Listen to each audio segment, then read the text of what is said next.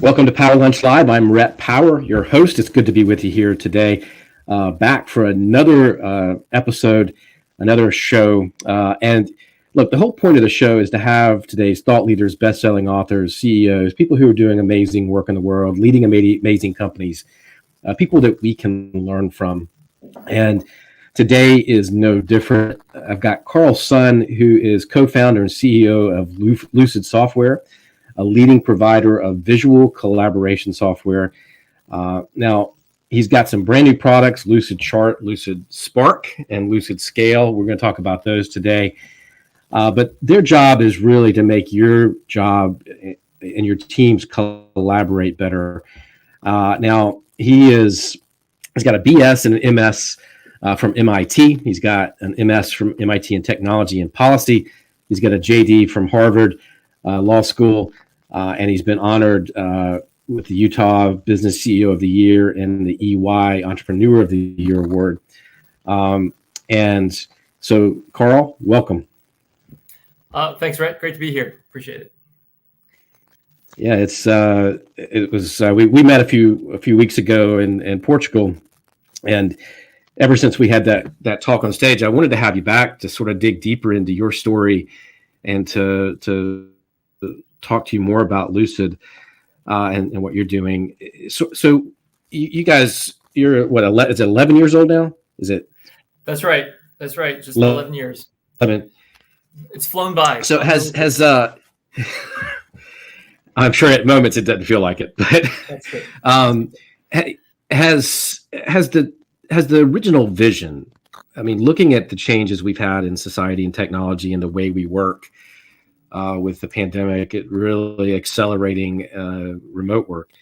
Has your vision sort of stayed the same, or has it evolved? I mean, I'm sure it's evolved, but when you were sitting there around 12 years ago, dreaming this up and working on this, has the vision stayed the same, or have you guys sort of changed? Yeah, it's a great question, Rhett. And I'd say yes, in large part the vision has stayed the same. If anything, it's become larger over time. I think, when I met my co-founder, Ben, back 11 plus years ago, he was working actually at a small startup. He had a team of maybe a dozen people. They were trying to build a product in a brand new space. It was very complex. And they were trying to understand the product flow and how this would work, because it was in the healthcare space. So, highly regulated industry, lots of rules about how information had to flow. And they were having a ridiculously hard time just staying on the same page with this complex flow. And they were emailing around, 30, 40 megabyte attachments, which, back then was huge and hard to deal with. They were printing out pieces of paper and then taping them together and drawing on them. And, the way he describes it is they were spending more time fighting the software they were using than actually building and designing this brand new product, which for my co-founder Ben, he's a builder. He really loves that. That should have been like the most fun thing ever, but he just came to work frustrated every day. And so he built that first version of Lucidchart, which is our product that's been out, for the last 11 years. And when I met him, it was that idea, that vision of helping people be able to think visually, helping them take complex ideas, be able to map them out, and see them in a way that we can all most easily, most readily digest that complexity and turn it into clarity through visual representations, right? So I think that vision has been there from the very beginning. Now, I will say for the first, several years, it was sort of like one foot in front of the other, and we were just trying to survive and get by. And I think it was probably only, maybe 2-3 years ago where we realized, again, that, that problem that Ben had has always been present. When he launched Lucidchart and wrote a few bloggers, he immediately got several thousand people signing up. But that problem has always been there, and it's gotten even more acute as work has gotten more complex, as the way that all of us deal with the processes, the systems, the tools, the data that we use, all of that has gotten a lot more voluminous, a lot more complex, a lot more interrelated, a lot more interdependent.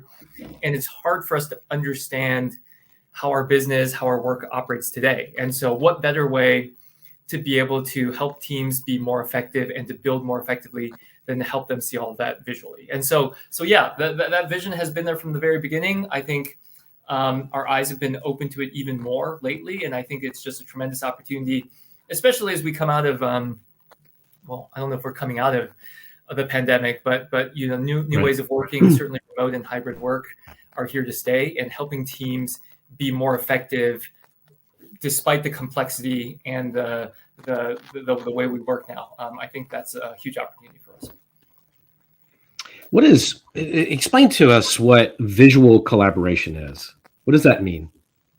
Yeah, to us, that means getting teams together to actually get work done in a way that allows you to interact with others and with the information and the systems that you're working with in a natural visual way. So the way that I like to talk about it is, for the longest time, collaboration has actually been broken.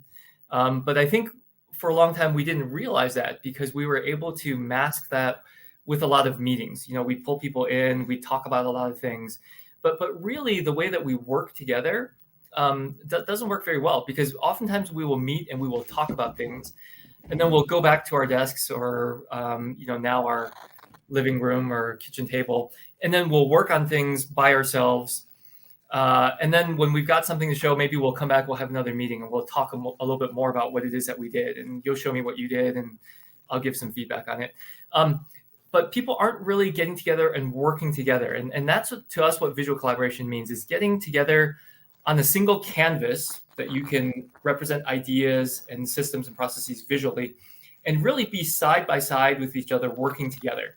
Now, sometimes that is synchronous in real time. Like, we'll get together and we'll brainstorm, and we'll have a session where maybe 20 of us or even 50 of us can be brainstorming together. Sometimes it means I'm on this canvas designing out a process or a system, and I'm inviting you in to comment on it and leave feedback.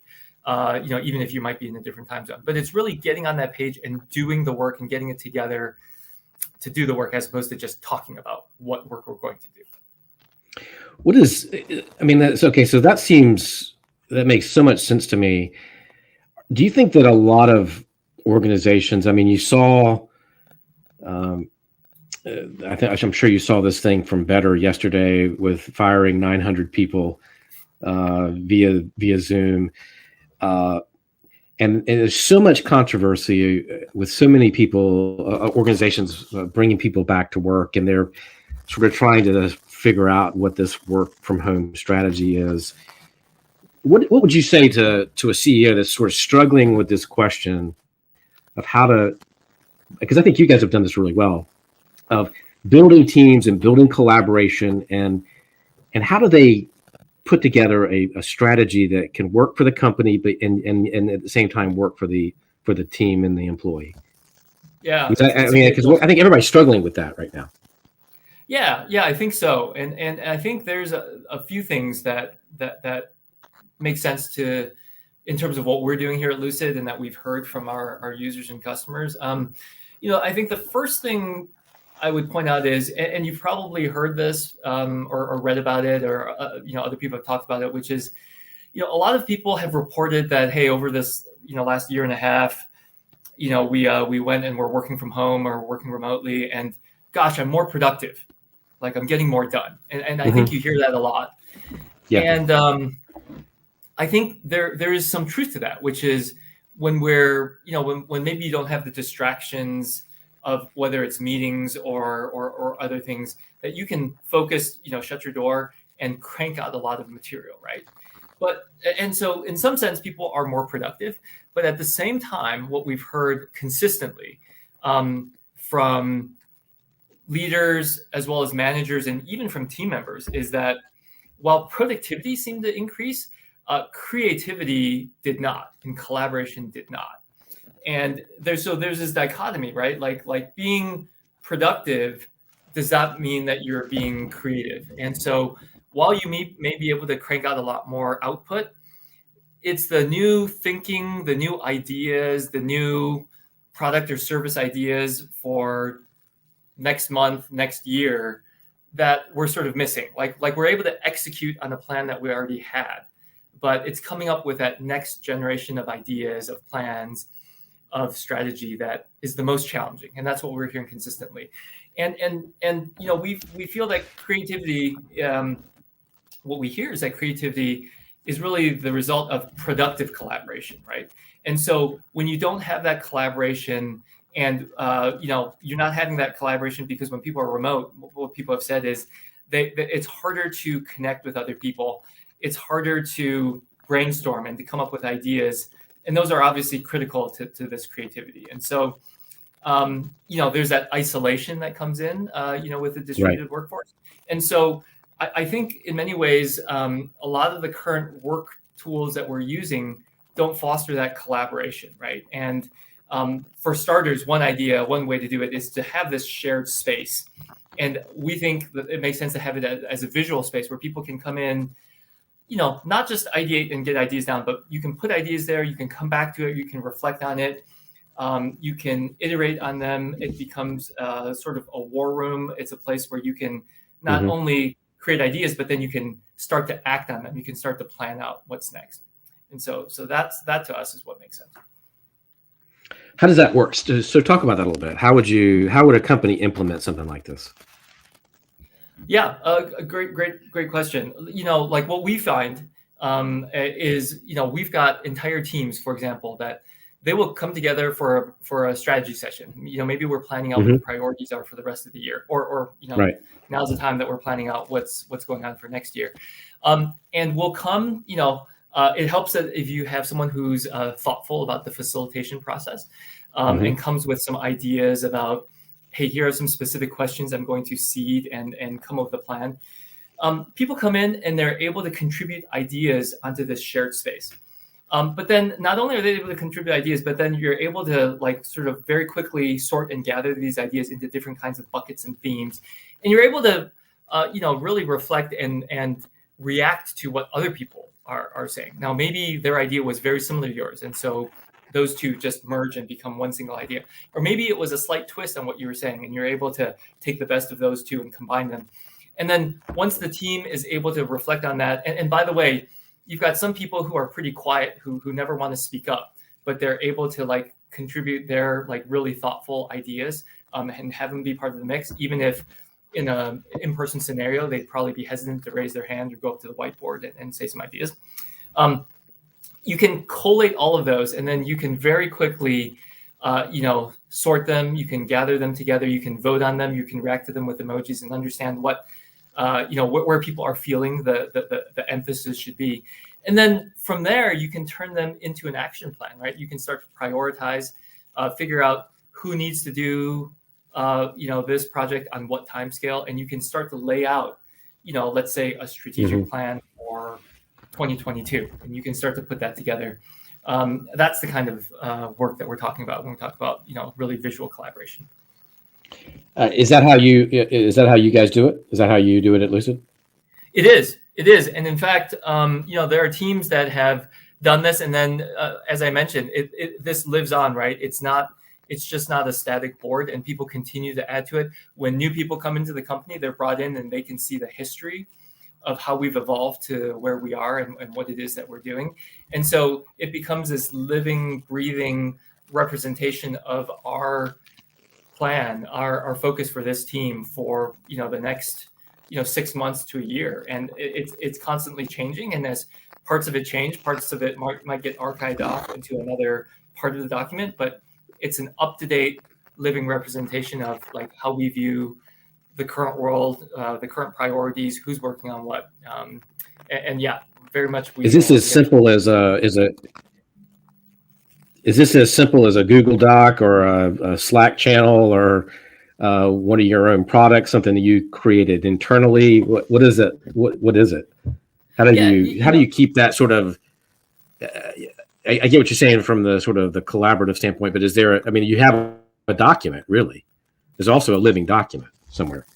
Yeah, it's a living document, or a living board, or a living diagram, or just a living representation of what's going on. Now, we use all of those other tools that you mentioned just now internally as well. So we use Slack.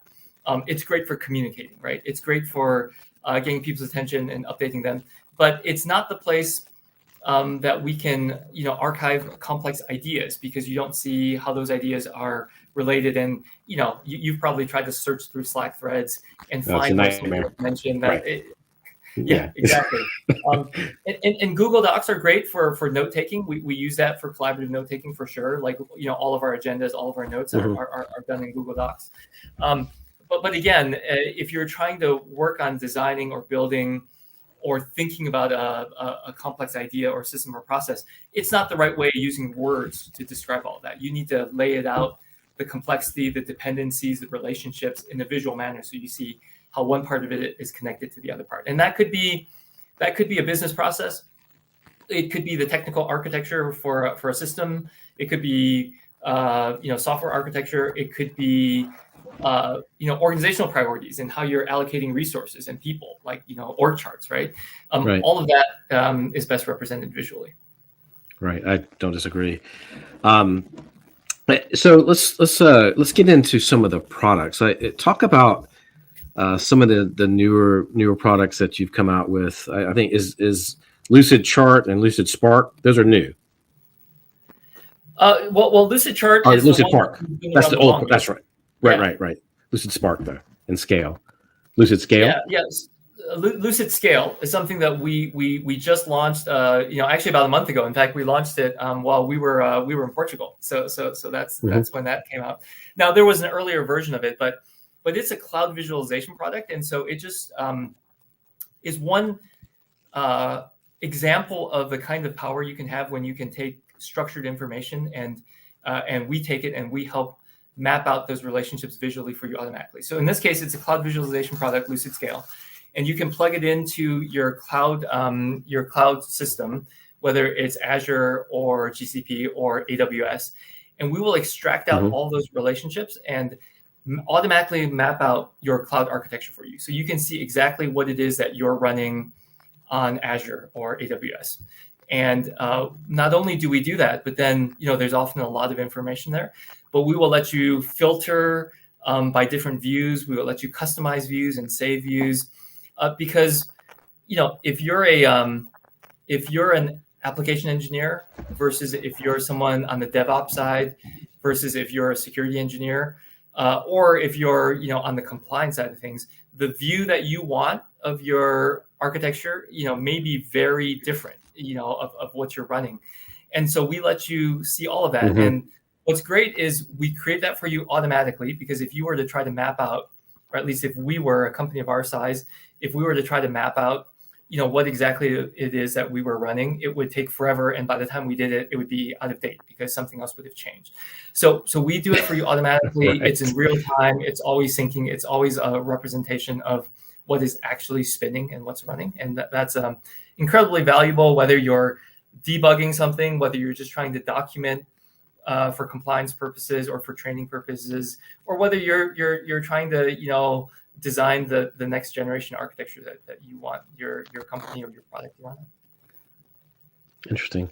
And so talk about Lucid Spark for a minute as well. Sure. So Lucid Spark is a little bit, has been around a little bit longer. It's been out just about a year. And that is our virtual whiteboard. So it's a place for teams to gather and be able to create ideas and collaborate together. So think about the way I like to describe this. Think about, those planning sessions that I think we've probably all had before, where you have people come together into a room with a lot of whiteboards, and then each of you is given, a set of Post-it notes. Maybe they're different colors, and you're asked to brainstorm with different ideas, and you put all your ideas and you put them in different places up on the board. Now imagine being able to do that just as well, if not better, but with a group that's distributed, and you're not limited by the number of people that you can fit in the conference room or the number of people you're willing to fly in to do a strategy planning session. You can have as many people that you want working on this together as you want. And what's more, it's better because we can do a lot of that, where you take the stickies and you put the ones that are similar, you put them together, and then you put other ones together, and then you draw big circles around them. We can do a lot of that clustering for you and gathering automatically, based on the intelligence of the platform, right? Based on what people have typed in, based on the themes that we see. And then you can vote automatically, instead of using the little, sticker dots that maybe you're putting on the board. Right. We let you do all of that. And the best part is when you're done with that, you don't have to take a picture of the whiteboard and then, the most junior person in the room is the one who gets to type it all into a spreadsheet somewhere. Scribbling out notes. Yeah. Right. I mean, it's taking pictures with your phone, right? Exactly. It's better if you see that visual representation, not that it's turned into sort of linear lines in a spreadsheet. And then we can flow all of that information into other systems that you might be using, to keep track of your work, work management systems like a Jira that our product and dev teams use, or, maybe it's an Asana or a Smartsheet or things like that you use for tracking, your projects.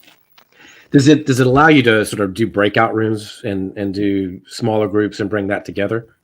Yeah, absolutely. That's a great point, because I mentioned you could have as many people working on it as you want, or at least, several hundred. Sessions with several hundred people working together oftentimes aren't the most fruitful and productive. Right. And so oftentimes what you want is want to do breakout teams. And we do the exact same thing. We break you out into different boards, but then there's that ability to take those boards and combine them, or take pieces of them and bring them into a main board. So yeah, great question. That's fantastic. So talk a little bit about, I want to get into, what you see in terms of collaboration. Are there new tools that you're working on that you can talk about? Or what do you see in sort of this collaborative space, the growth in the market? What are the products that that you're hearing from customers that are needed? Are there things that you're excited about in this space? Because I think everybody right now is asking themselves, how do I get my team to collaborate better? Talk about that, and talk about what's coming up in 2022, 2023. Sort of give us a crystal ball look. Yeah, it's a great question. And you're right. I mean, we actually did a survey last year, and we found that, for most organizations, about 80% of them have, better collaboration amongst their workforce as the number one or number two priority within the organization, because of, what we've all faced over the last year. And I think a lot of people are trying to figure that out. So I think what it comes down to is two things. One is the tooling, and I'll talk about it in a second. The other is just realizing that work and this hybrid approach, I think, is here to stay, and just being thoughtful about how you're going to do that. Like, I mentioned facilitators before. Like, when you run meetings, when you have agendas, just making sure that people know how the meeting is happening, and you're aware of how people are participating, whether they're in a room, whether they're remote, and just being thoughtful and making sure that you're including people as part of that process. The other part, to your point, that people are thinking a lot about is, the software, the tooling. How can we help these teams? Even when we are thoughtful and we have the right motivations and awareness of how teams, are there ways that we can, help these teams be more productive? And I think, again, that's where we feel like, we're hopefully doing something, very meaningful. And the feedback that we get from users and customers is that it's really helping their teams be more productive, and be more collaborative, right? Because you can actually, even when you're distributed and remote, you can be seeing the same, complex business process that we need to fine tune. Like, how is this support process going to work, especially when we bring online an entirely new application, maybe, and we know that this is going to get in front of a bunch of users. We know they're going to have questions. How are we going to allocate resources? Who are those tickets going to get routed to? How are they going to know, how to respond to these? All of those parts, like think about launching that new app. It has implications not for the team that needs to design and build the app, but the teams that are going to market and launch it, the teams that are then going to support it. All of that is very complex. It's interrelated, and you can really get people seeing how all those pieces are going to fit together time-wise, dependency wise, and really starting to collaborate and understand what other parts of the organization are responsible for and how we can work together to be more effective. So you guys have a new sort of, I don't want to say partnership or sort of a collaboration going on with Smartsheet and QuickBase. Talk about that a little bit. Yeah, I think what we like to say is we want our products and we want our users to be able to use Lucid seamlessly with however it is that they're already working. We want to make work better for you. We don't want to necessarily have to change the way you work, or we don't want you to have to feel like you have to change the way you work. So we want to work where our users work, and that means to us integrating into as many or all of the products and the tech stack that people are using. So other applications, and allowing people to pull data from those systems. I mentioned, AWS or Azure before, or it might be Salesforce. It might be a marketing automation system. It might be an HR system. Pulling that information into our products so that we can help you represent it visually. But we also want to allow you to access our Lucid products from wherever you are. So that means being integrated into Zoom and Microsoft Teams and Slack and the productivity applications like Office 365 or the Google Workspace products. We want to be all of those places that people are already working, or because we have users that are more technical. So coming from, let's say, Jira and Confluence from the Atlassian suite of products, being able to access our products right from there as well. So our goal really is to create that frictionless experience with our integrations, so that our visual collaboration suite can help our users get more value out of every stage of the workflow, no matter where you're at. Right, and no matter what products you're using, right, whatever systems you're using, you can enhance those products. Yeah. So we're almost out of time, but I do. Anything else that you're thinking? Anything else that you've learned over the last year that would be words of wisdom to other CEOs and other leaders that are trying to get it done, trying to succeed, trying to move forward, and anything that you've learned over the last year that might be helpful? Yeah, well, I think we've all learned a lot over the last year, and there's a lot of trial and error. Look, I'd say that the more ways that we can build connections between, with our own teams internally, as well as building connections with, our users and customers, those are always important, right? Like, I think used to be able to get out on the road and see your users and customers. I think that's gotten a lot more difficult now. But finding ways to build that connection, and building connections internally too. Like, I think that's critically important.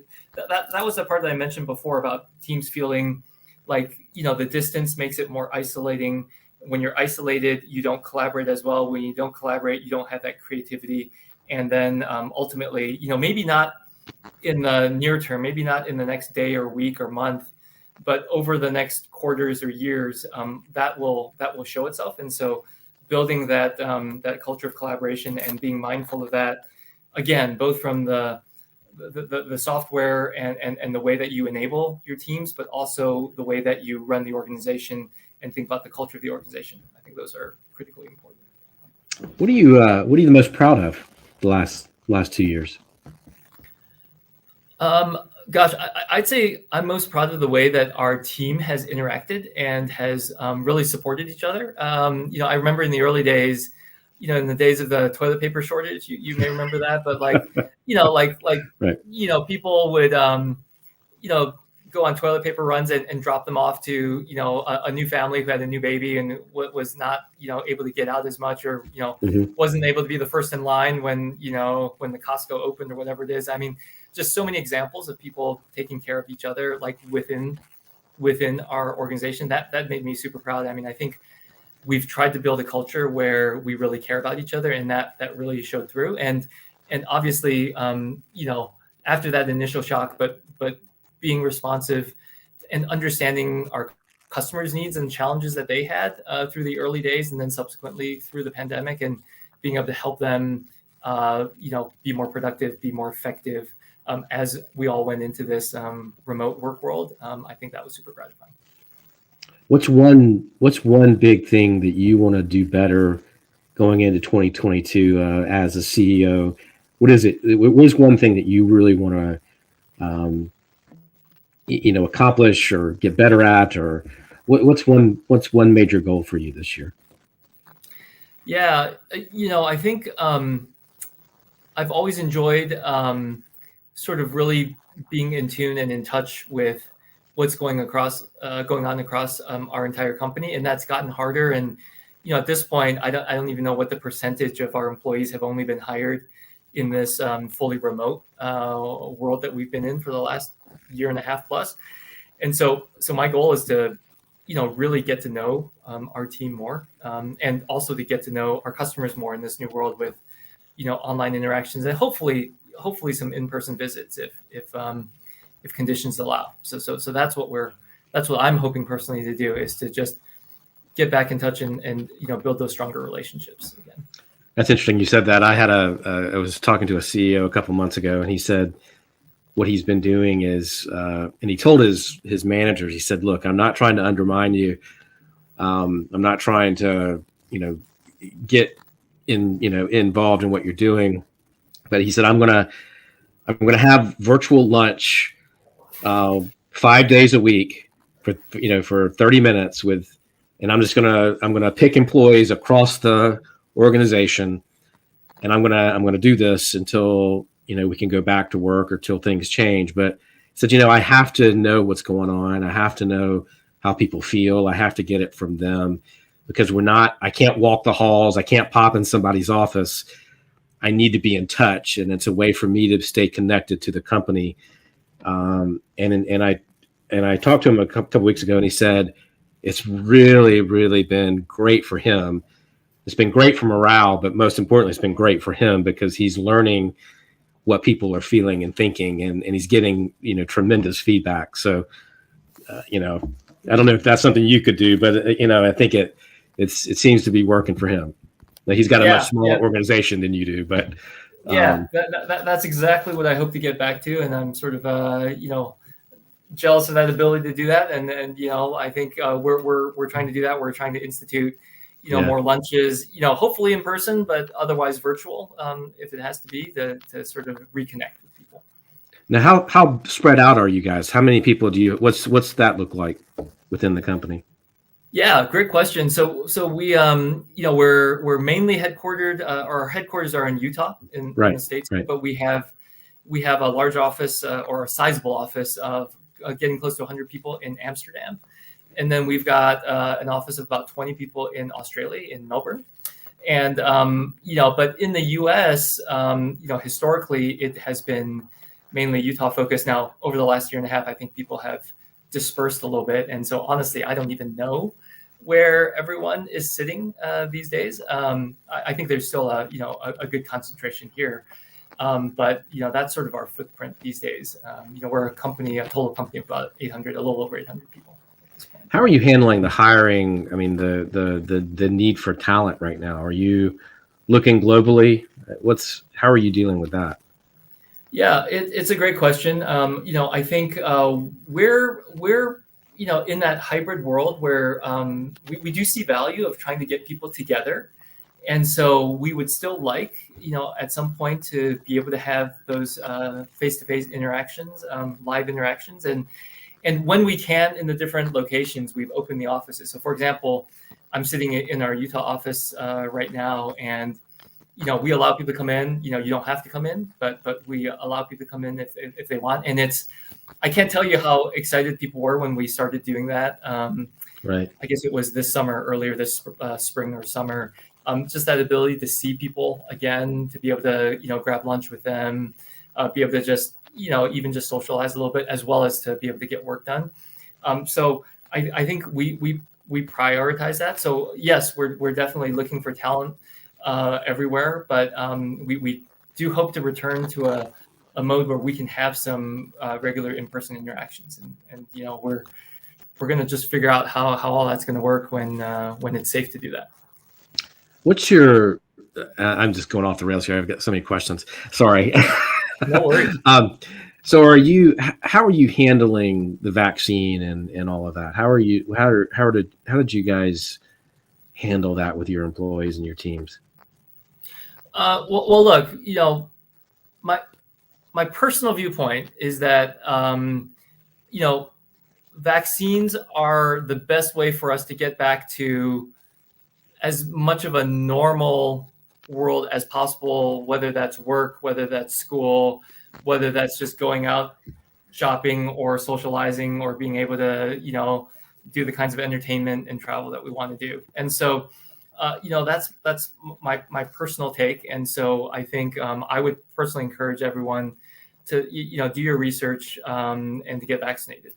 But we realize that different people have different views on this. So there's certainly some people who are not able to, and so we want to maintain a safe work environment, right? And so we're putting in place all the things that we need to do to make sure that we want to be part of the solution. We don't want to be part of the problem. And so that's why to come in, we're asking people to be vaccinated to come in.